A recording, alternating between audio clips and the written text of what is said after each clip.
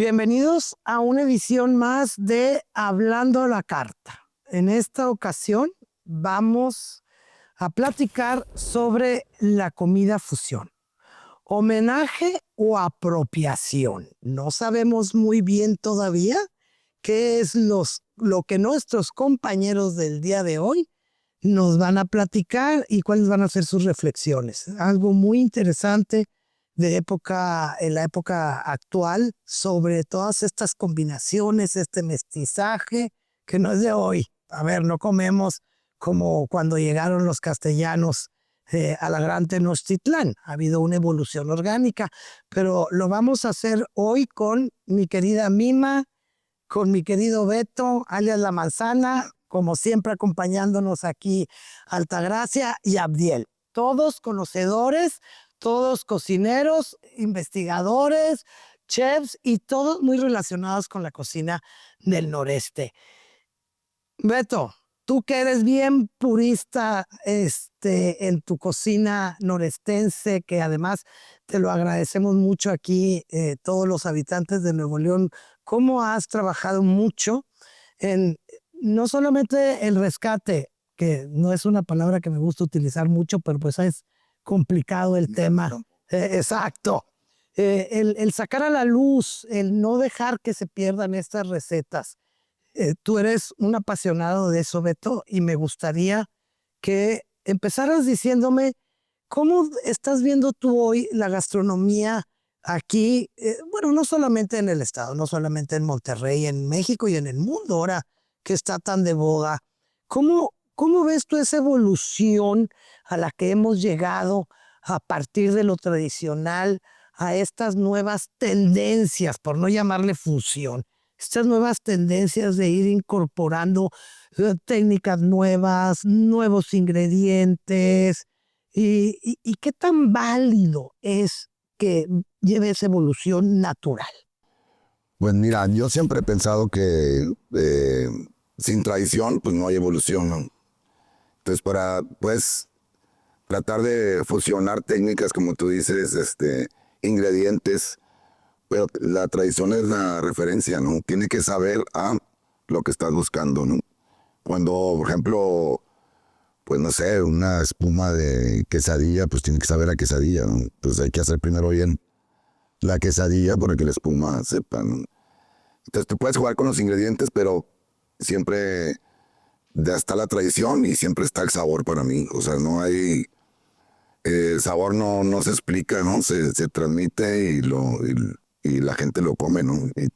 Y te puede decir, me gustó, no me gustó, o se puede poner a llorar,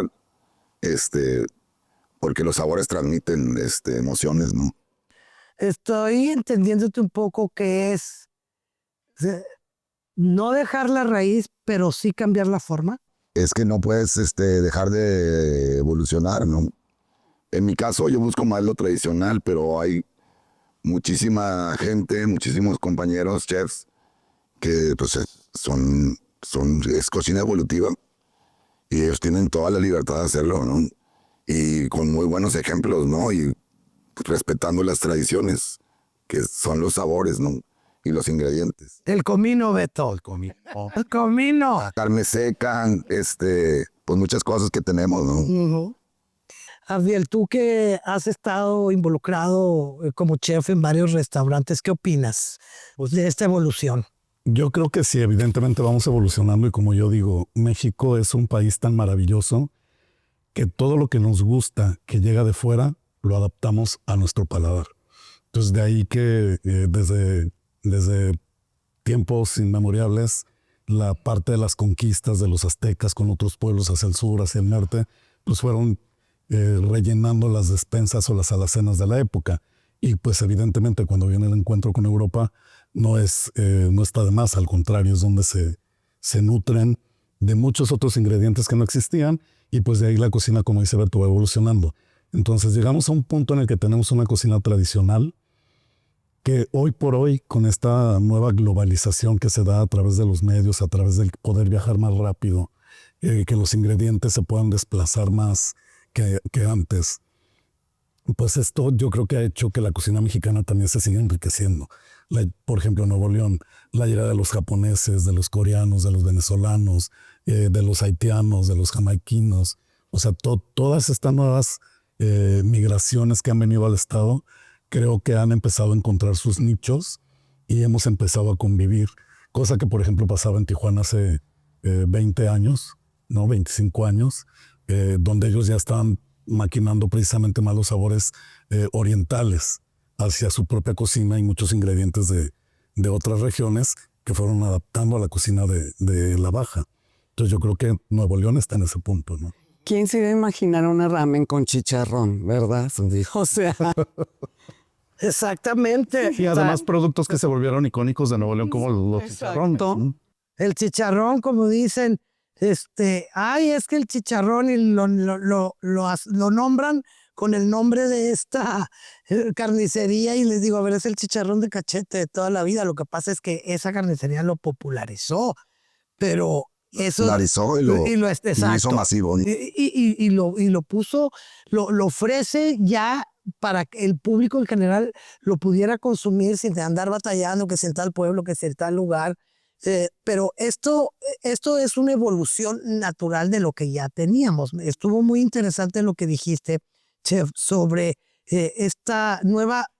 Bueno, la globalización ha existido mientras ha existido la humanidad, pero los medios de comunicación, las plataformas estas que hay en Internet que nos hacen más accesibles los ingredientes.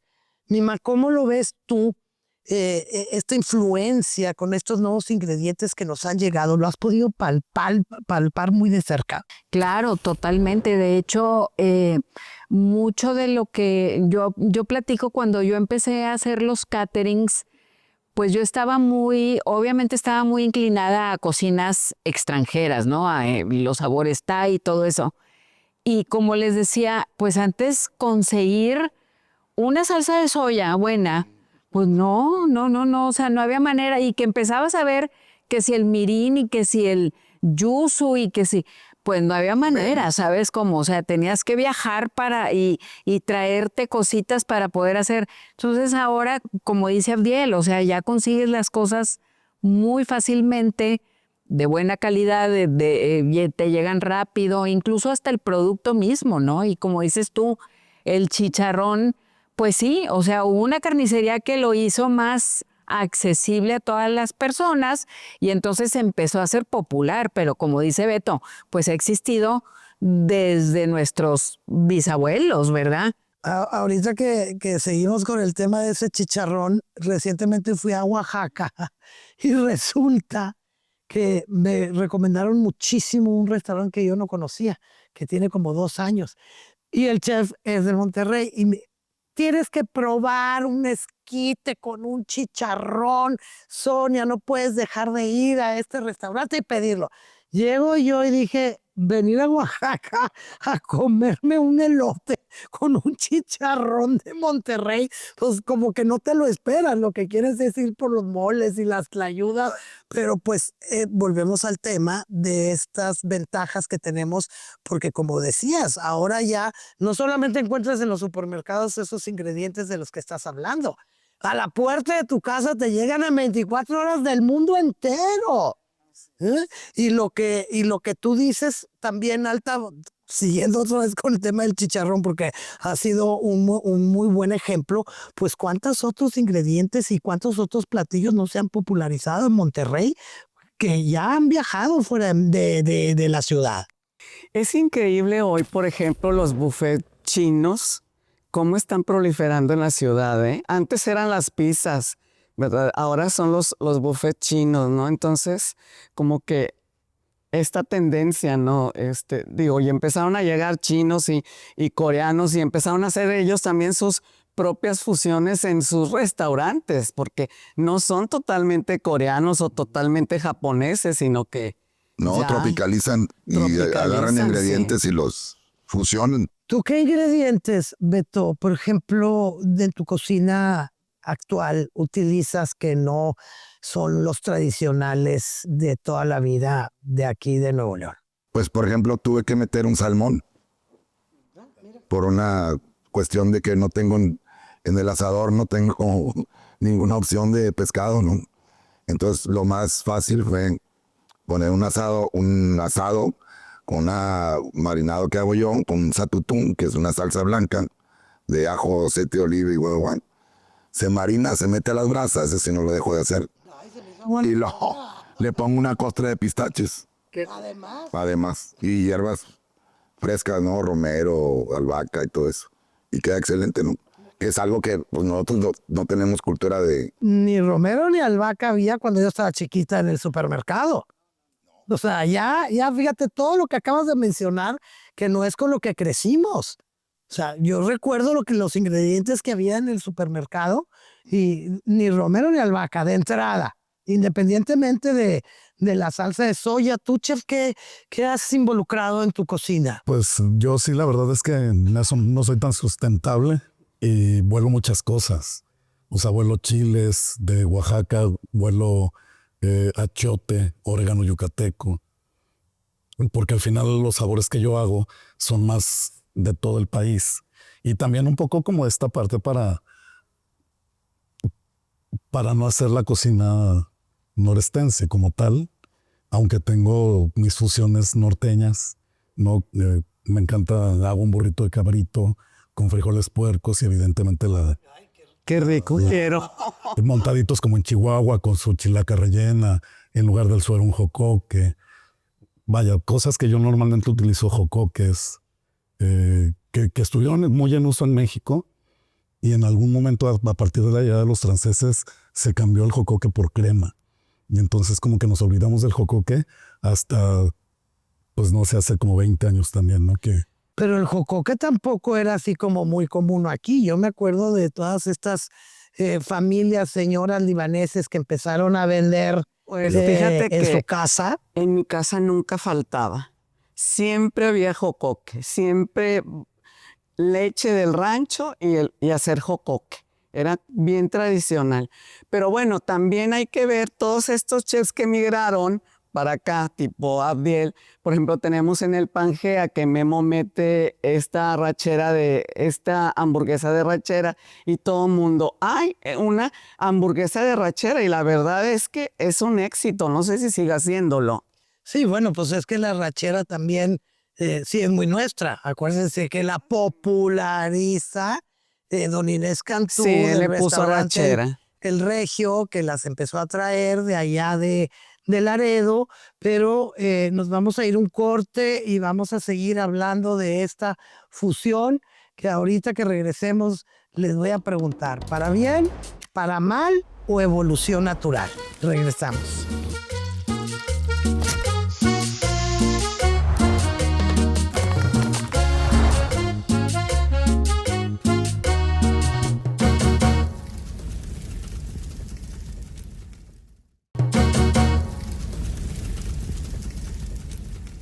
Estamos de regreso y pues con la pregunta que dejé en el último segmento. Beto, hiciste un ceviche de chicharrón de cachete. Un ceviche tal cual, o sea, el chicharrón bien picado. Luego lo mezclas con salsas negras, clamato, lo que le pongo un poco de ajo frito, todo revuelto, pico de gallo. Hago una mayonesa de chipotle y luego pones el ceviche y arriba una salsa de aguacate con cilantro criollo. Y la gente no sabía que era Chicharrón. no se imaginaba que era chicharrón. Ellos pensaban que eran minillas de pescado y me decían que era boquete y quién sabe qué. Es chicharrón. Y ahí volvemos al Claro. tal. ¿Te gustó o no te gustó? Pues sí, Mm. ya. Se lo comen, no le gusta. Ahorita que lo estaba... Debí ser un ceviche de chicharrón y que supiera Claro. de la fregada nomás para fusionar o evolucionar o lo que sea. Pues es un plato que sabe feo. No se lo va a comer la cantina. Ahorita Pierde la evolución. que lo estabas platicando, me pareció muy creativa tu mezcla, tu combinación. Abdiel, ¿tú lo ves como fusión o esa fusión parte de la creatividad del chef? ¿Cómo lo puedes reflexionar? Creo que finalmente son las dos. O sea, tiene que hablar una evolución, pero también del chef.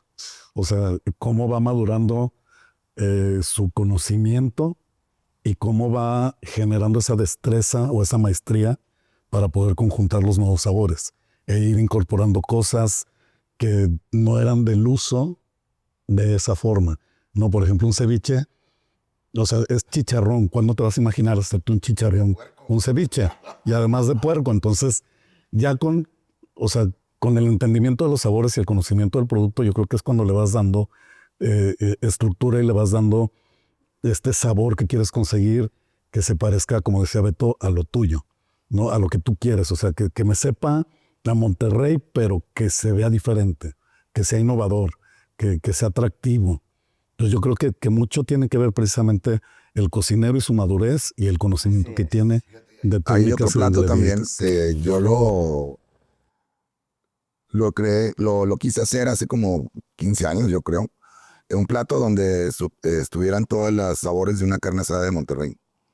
Entonces había cítricos, cebolla en 2 texturas, aguacate, chile, y hice un aguachile de res con una salsa ponzu, que cuando como En una carnita. que vas a ver mi papá o mi abuelito de una salsa ponzu, pues olvídate. Entonces, salsa ponzu, carne asada, todo, y ahí está el sabor, los sabores de una carne asada con lo cítrico y la carnita, y cómo le pongo el nombre, pues es aguachile de res.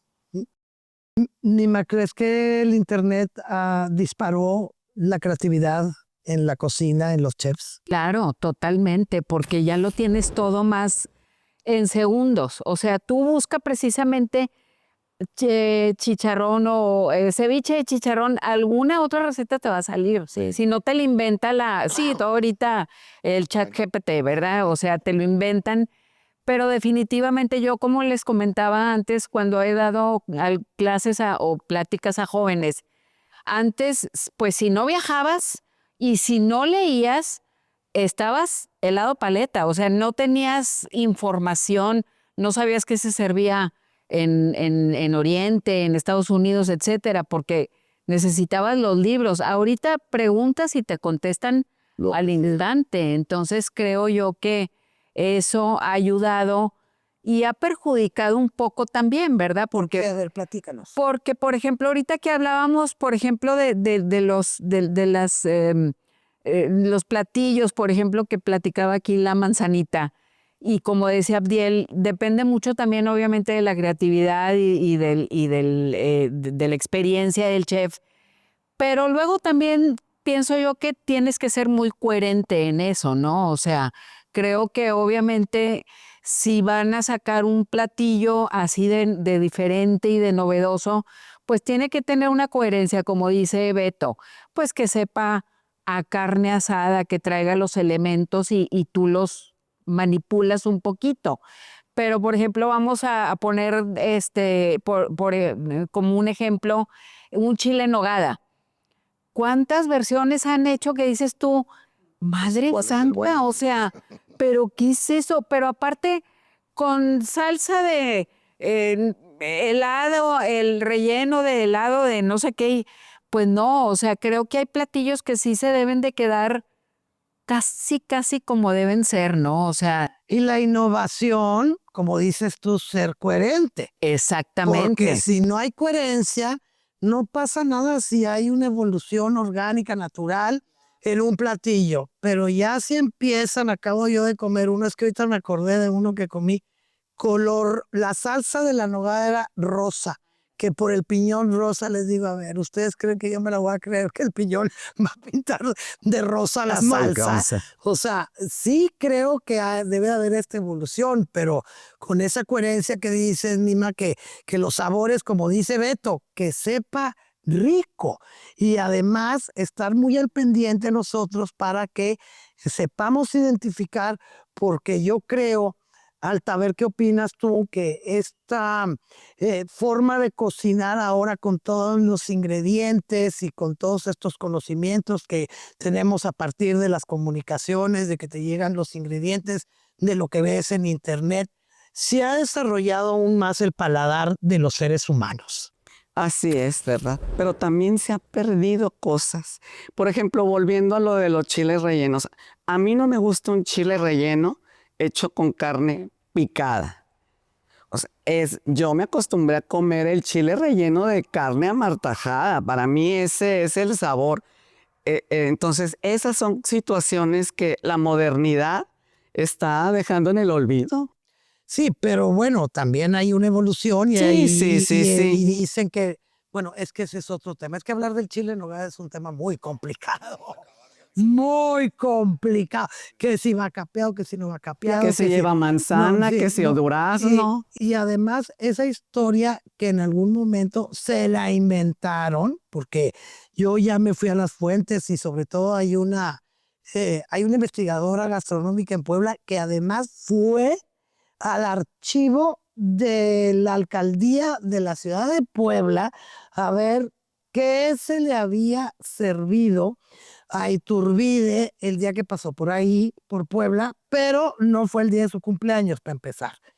Y encontró la nota de lo que le habían pagado, le habían dado el dinero a las monjas para que compraran los ingredientes, y tiene todo menos lo de un chile en nogada.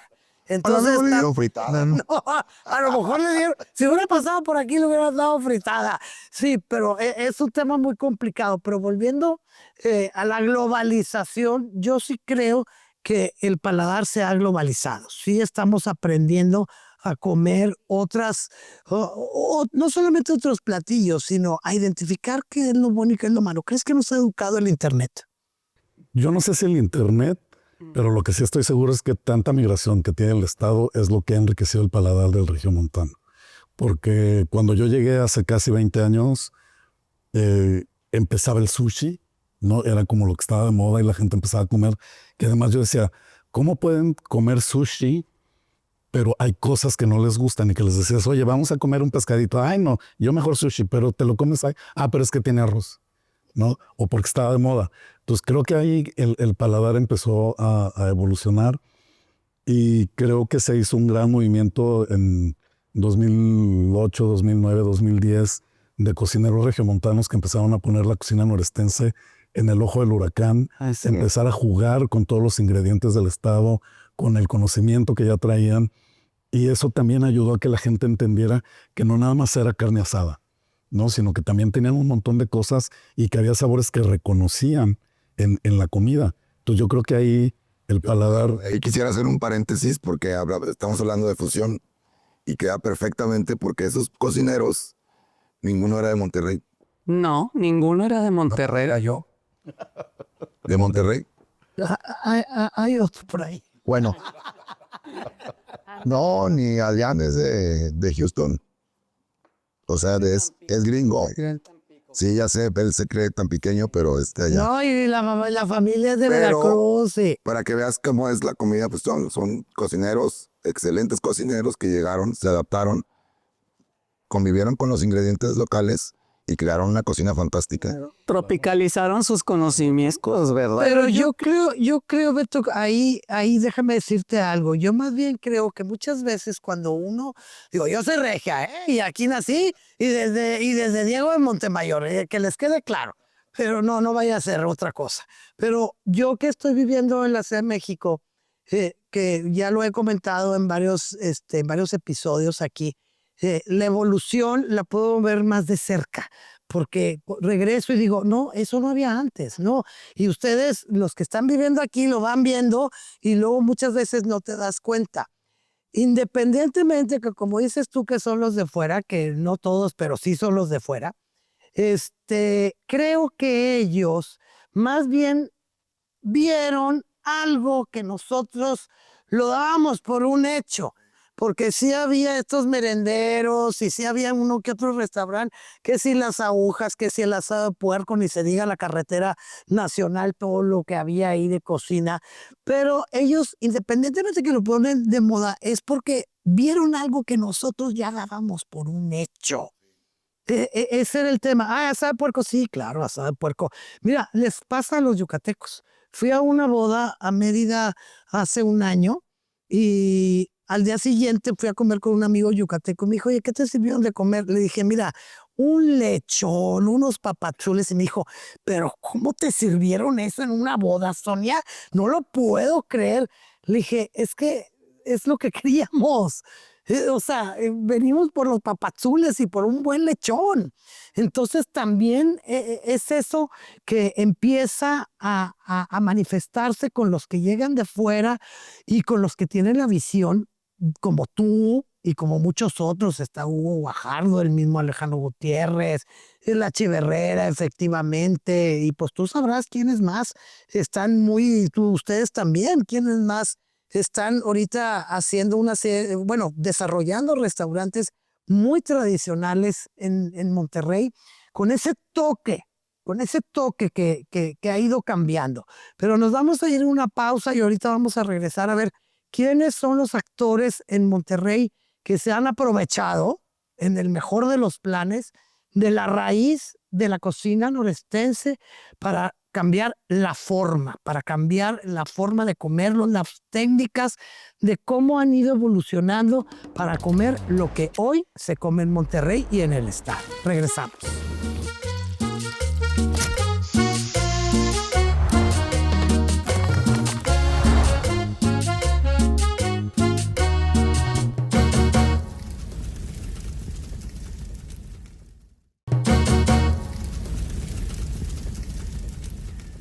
A ver, ¿quién me puede decir cuántos cocineros, chefs, restaurantes hay hoy en día en Nuevo León a partir de la cocina tradicional que hace 20 años, como dijiste también, no había en Monterrey como lo hay en la actualidad?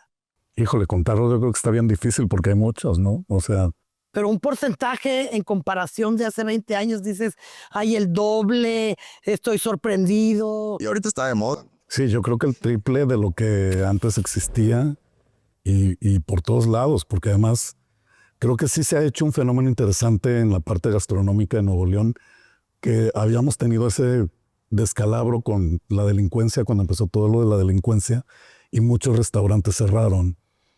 Y poco a poco se ha ido recuperando ese terreno, ¿no? La pandemia también nos dio un encerrón terrible, pero yo creo que a partir de la pandemia ha habido muchos más restaurantes. De hecho, por lo menos en San Pedro se fueron al doble, ¿no? De lo que existía se fueron al doble en año y medio.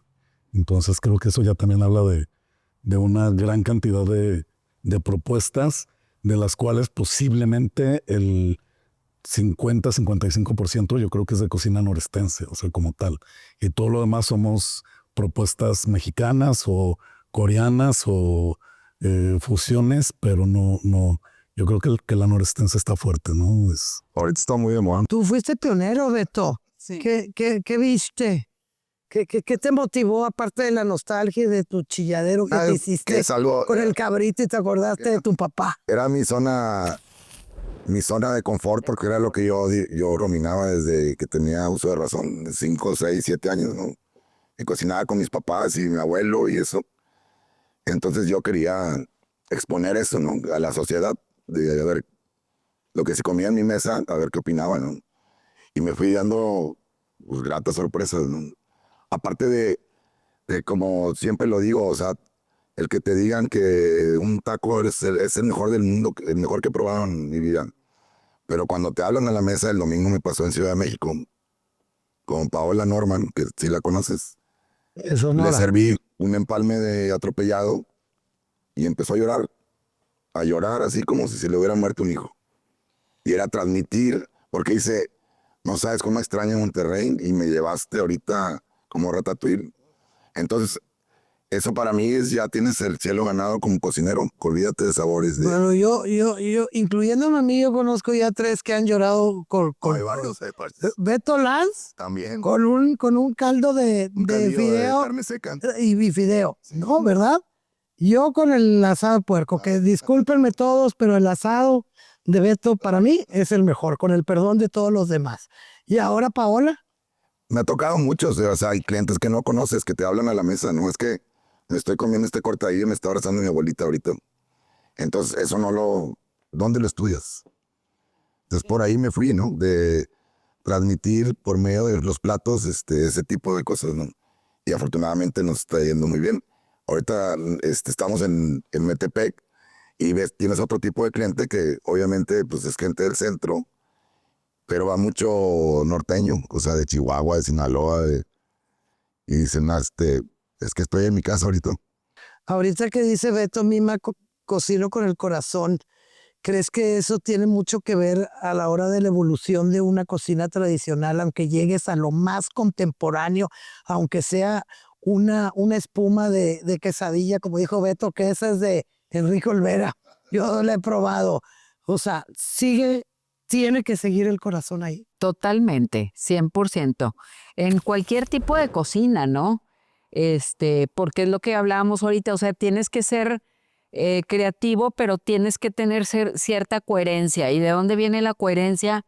Al formular o tratar de hacer algo nuevo, pues definitivamente del corazón, porque son los sabores que en el caso de Beto, pues que trae muy arraigados, que si quiere hacer algo novedoso o quiere tropicalizar o todo, definitivamente lo que a él le entraña o lo que él recuerda y todo, pues lo trae muy adentro, ¿no? Ahora pasa muchas veces con los chefs, de que el chef, no, pues voy a poner el caldo de mi abuelita, ¿no? El caldo de mi abuela. Y que la abuela pues no sabía ni cocinar, él se lo comía. Él se lo comía porque se lo tenía que comer. Pero lo prueba otra gente y dices, oye, tu abuela, ¿dónde aprendió a cocinar? Es un mugrero, ¿no? Entonces tienes que tener la inteligencia, la experiencia de saber, creo que esto sí va a funcionar o esto no. ¿Has actualizado tú alguna receta así de tu abuela o de tu mamá o de algún ancestro que tengas que le gustaba cocinar, Abdiel? Sí, la verdad es que yo creo que hay muchas cosas de lo que yo hago que es de familia y que pues fui como adaptando. Por ejemplo, el pan de elote que aquí se come dulce, en mi casa se comía salado. O sea, era dulce el pan, pero venía relleno con rajas, crema, pollo, queso. Entonces era como un pastel de elote dulce, pero relleno de salado. ¿Dónde era eso? Ciudad de México. Pero era como... Bien común, eso que tú estás diciendo es bien común, de un pan de elote salado relleno de rajas, queso, crema. Entonces yo lo que hice fue quitarle todo y dejar la pura receta del pan de elote. O sea, que no trae nada de harina, no trae nada de maicena ni nada de esas cosas. O sea, es puro elote molido y te sabe puro elote. Entonces fui como adaptando esos sabores de mi casa a lo que normalmente hago. El mole de mi abuela, o sea, muchas cosas que se hacían porque en mi casa siempre sí fueron de mucha tradición de cocina. Y se cocinaba todo el tiempo, todo el tiempo, todo el tiempo. Y era mucha cocina mexicana, casi no se hacía comida que no fuera mexicana. Esa la íbamos a comer a los restaurantes. La libanesa, la china, ¿no? O sea, Sí, pero en la Ciudad de México pues tenían todo ese universo, ¿verdad? No, y callejero también. El otro día andaba ahí en la Ciudad de México, en la Roma, en un puesto callejero de cocina tailandesa. Que eso pues no te lo imaginabas, ¿verdad? Antes pues te imaginaban los tacos o las guajolotas o los tamales, pero de cocina tailandesa pues ha sido algo que vuelvo otra vez a lo mismo, son estos movimientos gracias a la globalización que han hecho que la comida vaya evolucionando y se vaya fusionando. ¿Tú qué has visto aquí en Monterrey que te haya llamado la atención en ese aspecto? Pues bueno, ¿Coreana? sí, lo coreano, por ejemplo, a mí me tocó hace, te estoy hablando, 12 años, ir a pesquería y ver toda la llegada de los primeros restaurantes. Había uno que hacía su propia pasta. Entonces era bien interesante. Y cómo se sientan los coreanos también. No dejan propina, por cierto, y se quejaban los meseros de que no. Entonces, pues sí, todo esto ha transformado, ¿verdad?, la gastronomía de Monterrey. Hay hasta supermercados ya de comida oriental. Demasiado. Fíjate que también, Sony, ahorita que preguntas esto, yo también platico mucho que cuando yo estaba recién casada, yo tengo 40 y tantos años ya de casada, casi 50, por ejemplo, pues te digo, yo me gustaba mucho buscar recetas de otros países y cosas, Y aquí en Monterrey no me dejarás mentir, o tu mami, no conseguías champiñones frescos. No había manera. Era el champiñón de lata. De lata. Y el día que yo empecé a usar champiñones frescos, me acuerdo que mi suegra, en paz descanse divina, me decía, oye, mijita, no, porque son venenosos. Ponles un ajo y que si sale negro y que no sé qué. Y, por ejemplo, ahora ya tenemos una empresita que cultiva champiñones aquí.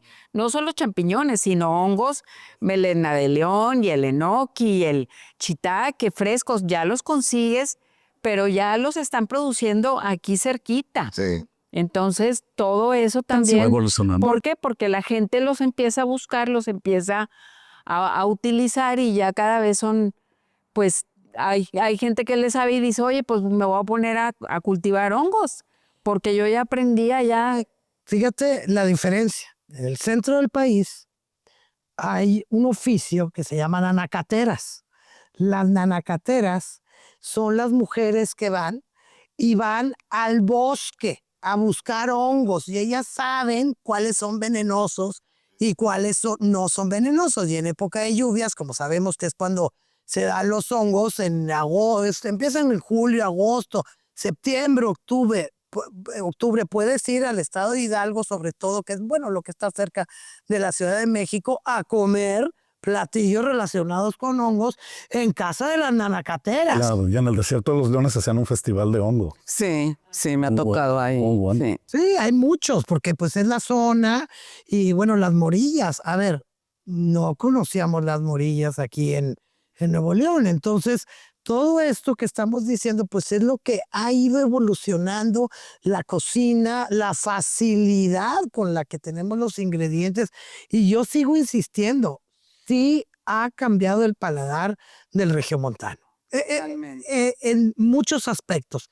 Alguien mencionaba ahorita, pues tú lo acabas de decir, que no te gusta el chile relleno por cuando va la carne picada, que porque te gusta molida. Bueno, eso ya estamos hablando de texturas, pero tampoco nos imaginábamos un chile en nogada aquí en Monterrey.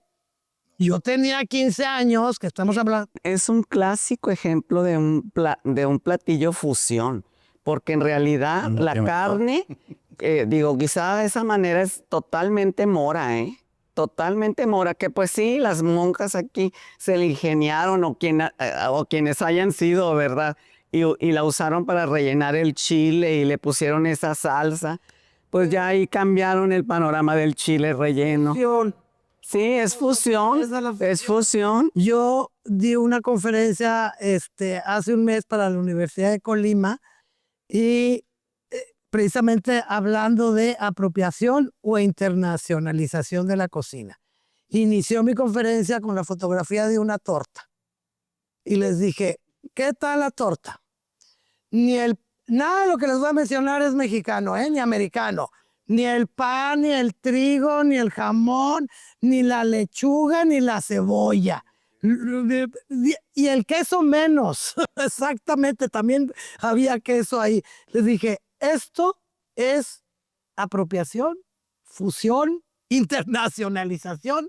Lo único que les puedo decir es que es una evolución orgánica y natural que los seres humanos tenemos que ir dándole oportunidad a la forma de comer, a las nuevas técnicas, a los nuevos aparatos.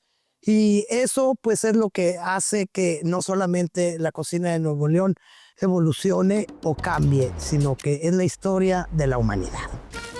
Así es.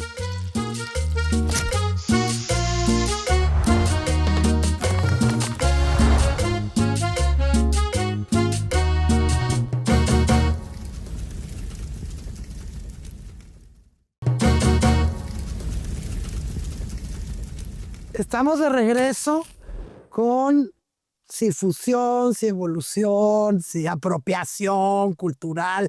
Pero, por ejemplo, aquí la manzana, bueno, ya les dijimos que le decimos la manzana, ¿verdad? ¿Por qué? No vayan a decir que por qué le llamo así. Aquí la manzana, por ejemplo, ha llevado la cocina tradicional, no tu ceviche de cachete, no, tradicional a otras partes. ¿Cómo ha sido recibida esa cocina que además seguramente la tropicalizaste allá en Metepec? Sorprende, o sea, me ha tocado viajar ahora sí que a Estados Unidos, Sudamérica, varias partes, todo México, y la cocina norestense sorprende mucho a la gente que no es de aquí. Nosotros lo vemos como decías antes, ¿no? Pues un asado al puerco, pues lo he comido toda la vida, ¿no? Lo peluceas, ¿no? Pero cuando otra gente lo prueba, se sorprende con los sabores, la sencillez de lo que es, como es nuestra cocina, ¿no? Es sencilla, pero directa y sabrosa, sin pretensiones. Y así así somos en el norte, ¿no? Como hablamos, así cocinamos. Y así somos, sin pretensiones, tú lo has Sí. dicho, somos. Así somos. Sí, porque bueno, recordemos que la cocina se desarrolla a partir del entorno natural de los seres humanos y lo que tenemos, que yo siempre, y lo sigo diciendo, la sofisticación de la sencillez que tenemos. Pero volviendo al tema de todas estas influencias que pueden tener y que hemos tenido aquí con todas estas migraciones, Javier, síguenos platicando un poco más de lo que has visto tú con la llegada de los coreanos, la llegada en las últimas, porque pues el Japón, los japoneses, el sushi ya tiene un poquito más años, pero los haitianos, por ejemplo. Sí, me sorprende cada vez más que puedes empezar a encontrar ya pequeños establecimientos. Incluso el otro día andaba yo por aquí caminando y de esas cosas que se me abrió la aplicación para pedir comida de delivery. Y de repente me apareció así de sabores jamaiquinos y yo así de... No, o sea, ¿Dónde? digo, ya ni lo busqué ni nada, ¿no? Porque, o sea, se abrió la aplicación y no estaba yo buscando nada de comer. Pero es sorprendente que ya cada vez más... Y sobre todo creo que también el regio ha empezado a entender que no se puede cerrar nada más a sus propios sabores como antes era, de que solo carne asada y nada más, ¿no? O sea, que lo demás era como que no les gustaba o no querían probar. Creo que ya cada vez más se atreven, un poco por los viajes, o sea, esta implicación de poder viajar más rápido, de tener mayor posibilidad de vuelos, de poderte acercar a diferentes lugares sin hacer escalas. Entonces creo que eso ha ayudado mucho a que el regiomontano salga y por ende acepte los nuevos sabores que están llegando a Monterrey. Y entonces en muchos lugares empiezan a haber negocios muy pequeños que están tratando de pues tropicalizar un poco sus sabores para que nos gusten en general a todos, ¿no? No hay que dejar de mencionar que antes, cuando no teníamos el acceso a estos ingredientes, pues íbamos al otro lado. O sea, por la leche, por la mantequilla, por ingredientes, por el pavo, mima.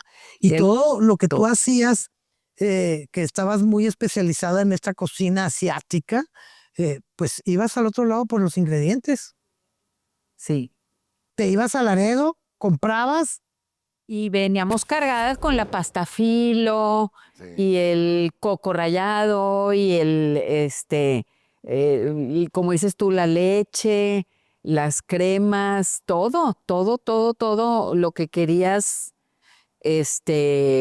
aplicar aquí, que definitivamente aquí no lo encontrabas. Me acordaba también yo de recién casada que vivíamos ahí en los departamentos de Colorado.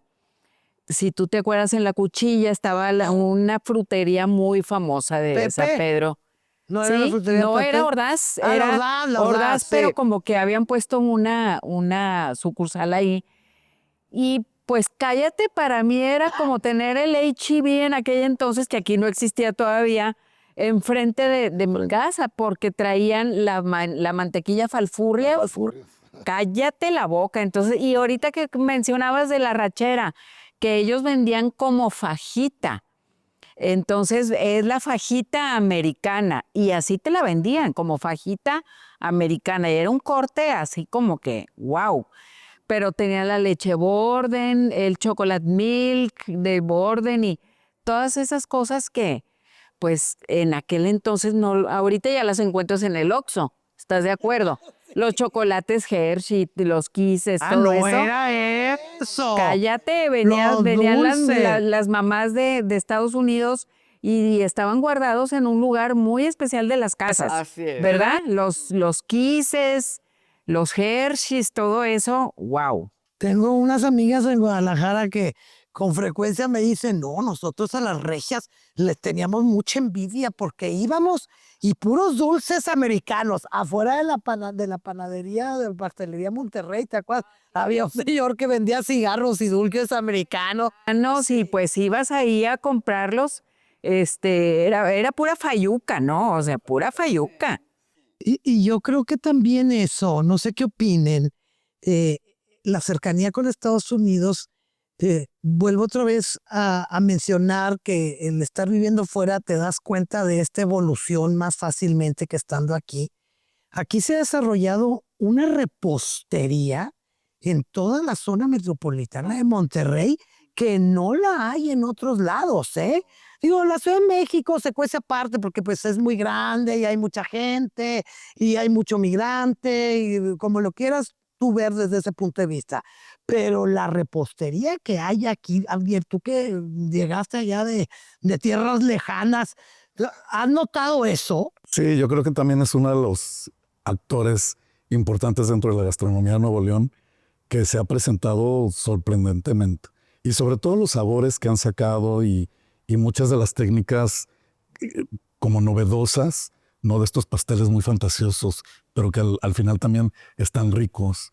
Y digo, grandes pasteleras como Tere Lanís, que empezó con estos movimientos, la panadería, 15 años, 16 años, ¿no? Que tienen evolucionando la panadería en Monterrey nuevamente. Creo que sí, ha habido muchos cambios en los últimos años, para bien de todos. O sea, lo de los supermercados a mí me parece maravilloso. Yo al principio era contrabandista de comida. Entonces iba a México y llenaba maletas enteras y me las traía, porque pues no encontraba el queso, no encontraba ciertas cortes de carnes como el espinazo de puerco. Sí, que el entero, no el que cortan aquí. Pues mira, yo ya no encuentro las agujas, ¿eh? Entonces es de Hay que aquí llevarse para allá y también. para acá. Sí, Es no, lo mismo, definitivamente. ¿no? ¿Qué querías decir, Ana? No, que tengo una anécdota. Pues vinieron compañeros de México y los llevé, les llevé un pastel, nos reunimos, llevé un Milky Way. Te estoy hablando del año 2000. Voy a México, tráenos un pastel. Ahí voy. Y me tocó que el asiento de al lado no hubiera nadie. Entonces el pastel tenía su asiento. Hasta allá iban a dar los pasteles, ¿eh? Porque es increíble. Sí. Y además, con esta cultura medio gringa que tenemos, que vas a un restaurante y pides de esos pasteles que estabas hablando tú así, como voluminosos, y te sirven así, el pedazo. Vinieron aquí unas gentes de la Ciudad de México. Ay, pedimos dos. Les dije, no pidan uno, porque aquí los tamaños son como en Texas, así de este tamaño. Sí, para compartir. Para Final de compartir cuentas, los tamaños, porque allá pues, ¿eh? Sí, es un tema. Y bueno, pues todo esto es, creo yo, parte de esta influencia que hemos tenido, como ya lo mencionamos, no solamente por la cercanía de Estados Unidos, sino con los migrantes, pero esto es lo que ha hecho que pues vaya evolucionando la cocina, porque definitivamente no comemos como comíamos hace 20 años. No estoy hablando hace 50, hace 20 años. La cantidad de restaurantes que hay, Beto. Sí, demasiado. ¿Cuántos dicen que hay en San Pedro? Algo así como más de 1000, ¿verdad? con el dato exacto, pero Muchísimos. Que además ofreciendo cartas más creativas, con menús más, no quiero decir más amplios en cuanto a números, sino en variedad. Y sí hay una tendencia muy fuerte a lo tradicional, a la comida tradicional. La gente cada vez busca más esta forma de comer que, bueno, pues ya sabemos estos movimientos que hay, más natural, orgánico, kilómetro cero, que ya lo hemos mencionado, pero hay un restaurantito nuevo en tal o cual lugar que te sirvieron unos tacos de las taquerías. Qué sofisticación de las taquerías hoy en día. Ya antes era taco de barbacoa y taco de trompo. Bueno, y en las taquerías ahora la apropiación del relleno negro. Totalmente, Al trompo, sí. al trompo El negro. trompo. Y papas fritas, claro. No, y lo del relleno negro es un invento de Roberto Solís en Mérida, porque yo conozco a Roberto muy bien, es muy amigo mío, y él hizo su trompo, pastor, como dicen en otros lados, negro. Y de ahí, y yo lo viví. Yo viví esa creación de ese trompo ahí en Mérida, y de ahí agarró.